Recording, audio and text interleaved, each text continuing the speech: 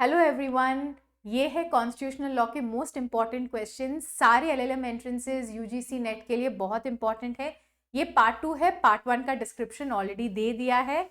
So let's get into the first question. First question है, whether a bill is a money bill or an ordinary bill. Parliament में जब bill introduce होती है, इसका decision कौन लेता है कि वो मनी बिल है या ऑर्डिनरी बिल है? इसका आंसर है आपका speaker. Speaker of the Lok Sabha decision लेते हैं on whether the bill that is being introduced, उसको हम मनी बिल ट्रीट करेंगे या फिर ऑर्डिनरी बिल। ये क्यों इंपॉर्टेंट है? क्योंकि अगर वो मनी बिल है तो बहुत सारे रिस्ट्रिक्शंस आ जाते हैं। चलिए next question. Which of the following writ means what is your authority? आपको सारे रिट्स बाय हार्ट करने हैं और यहाँ पे आंसर है क्यो वारंटो। क्यो warranto, what is your authority? अगर आप किसी से क्वेश्चन करना चाहते हैं, कोई भी पब्लिक अथॉरिटी है एंड पब्लिक अथॉरिटी आप क्वेश्चन करना चाहते हैं कि आपका अथॉरिटी है क्या ये काम करने के लिए, तो आप कौन सा रिट इश्यू करोगे? क्यो वारंटो। ठीक है, नेक्स्ट क्वेश्चन है कि अगर यूनिफॉर्म सिविल कोड लाना है, ऐसा करके डायरेक्शंस कौन से आर्टिकल में है? ये बहुत इंपॉर्टेंट है, इस साल यूसीसी पे बहुत डिस्कशन हुआ है एंड आपका आंसर है आर्टिकल 44। आर्टिकल 44 कहाँ आता है? आपका directive principles of state policy में आता है। ठीक है, नेक्स्ट ऐसा कौन सा प्रोविजन है, वो पूछ रहे हैं कौन सा प्रोविजन है जिससे ये बताते हैं कि कोई भी रिलीजन के लिए आपको टैक्स नहीं पे करना है। ओके, ऐसा है क्या कॉन्स्टिट्यूशन में? हाँ, तो कौन सा प्रोविजन है वो? आर्टिकल 27। आर्टिकल 27 आपको राइट टू रिलीजन के अंडर आएगा। तो हम सबके पास अपना खुद का राइट टू रिलीजन है एंड जो भी हम करना चाहते हैं, प्रोपगेट, प्रोफेस, जो भी आपकी धार्मिक आस्थाएं हैं वो सब आप रख सकते हैं एंड उसके लिए कोई भी टैक्स नहीं पे करना है। That is given under article 27।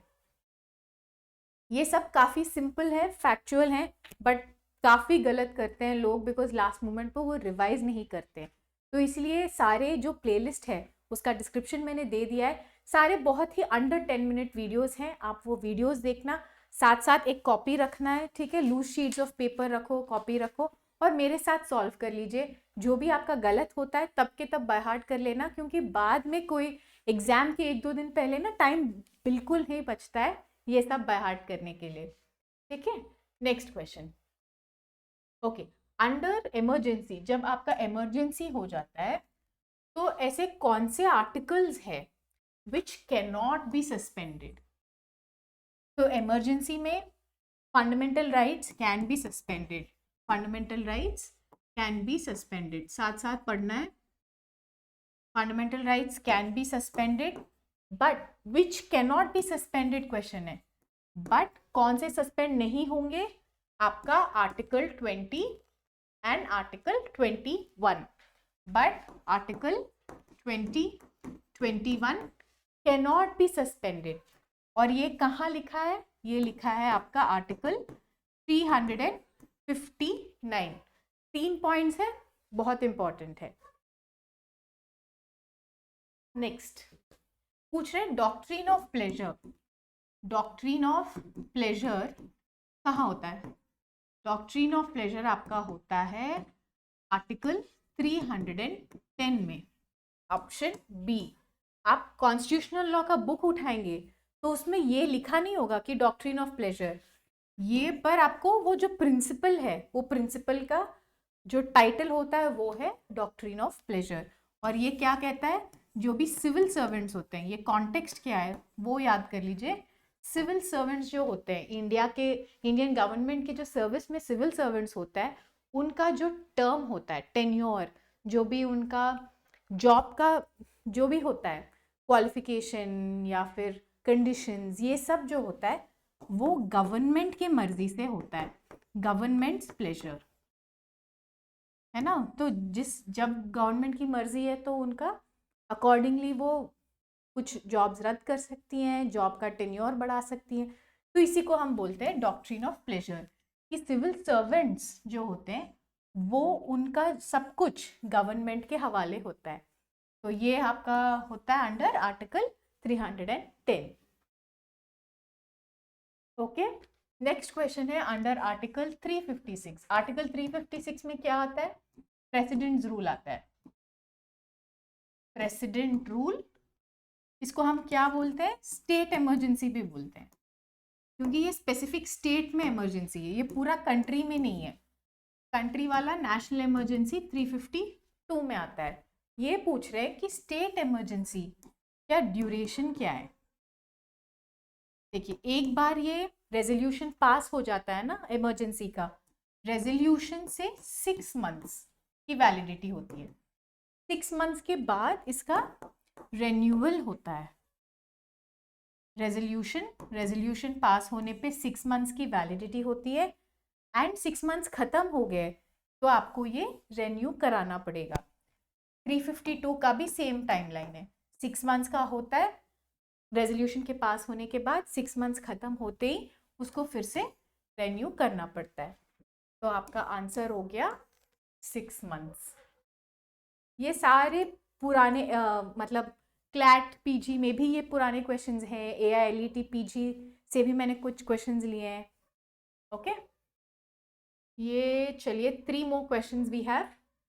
ये पूछ रहे हैं जो ओरिजिनल ज्यूरिसडिक्शन होता है, original jurisdiction of supreme court. Original jurisdiction of supreme court में which of the following is not included. Supreme court का ओरिजिनल ज्यूरिसडिक्शन में आपको ये याद रखना है, अगर कभी भी सिटीजन का वर्ड आता है, सिटीजन या प्राइवेट पार्टी, जब भी ये लोग इन्वॉल्व होते हैं ना तो ओरिजिनल ज्यूरिसडिक्शन नहीं होता है। तो ऑप्शंस में देखना, option A citizen and state. अगर state, for example state of Madhya Pradesh versus कोई इंडिविजुअल सिटीजन या प्राइवेट पार्टी या NGO, कोई भी इंडिविजुअल के अगेंस्ट केस हो रहा है, तो वो ऑटोमेटिकली सुप्रीम कोर्ट के ओरिजिनल ज्यूरिसडिक्शन के बाहर है। बस very simple trick, supreme court का ओरिजिनल ज्यूरिसडिक्शन में जो भी ऑप्शंस हो, अगर सिटीजन, प्राइवेट पार्टी, इंडिविजुअल ऐसे वर्ड्स हैं तो वो वाला ऑप्शन को आप पहले हटा दो।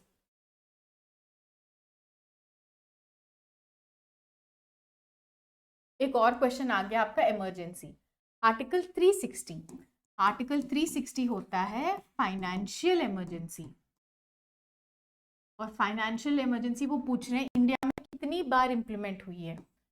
Never, not even once. Option D, उसको कभी इन्वोक नहीं किया है। और फाइनेंशियल इमरजेंसी को कहाँ पढ़ते हैं? आर्टिकल 360। चलिए लास्ट क्वेश्चन है, एक केस लॉ है। ये कह रहे हैं पार्लियामेंट्री प्रोसीडिंग्स, पार्लियामेंट प्रोसीडिंग्स मतलब जो पार्लियामेंट के अंदर जो भी प्रोसीजर है, जो भी डिस्कशंस होते हैं, जो पार्लियामेंट के अंदर की डे टू डे अफेयर्स होते हैं, इसमें fundamental rights are not applicable, ऐसा सुप्रीम कोर्ट ने बोला है। तो ये किस केस में बोला है? MSM शर्मा। ये एक बहुत ही इंपॉर्टेंट केस है। MSM शर्मा केस को हम सर्च लाइट केस भी बोलते हैं, सर्च लाइट केस। ये आपको कहाँ पढ़ने को मिलता है? ये पार्लियामेंट्री प्रिविलेजेस में पढ़ते हैं।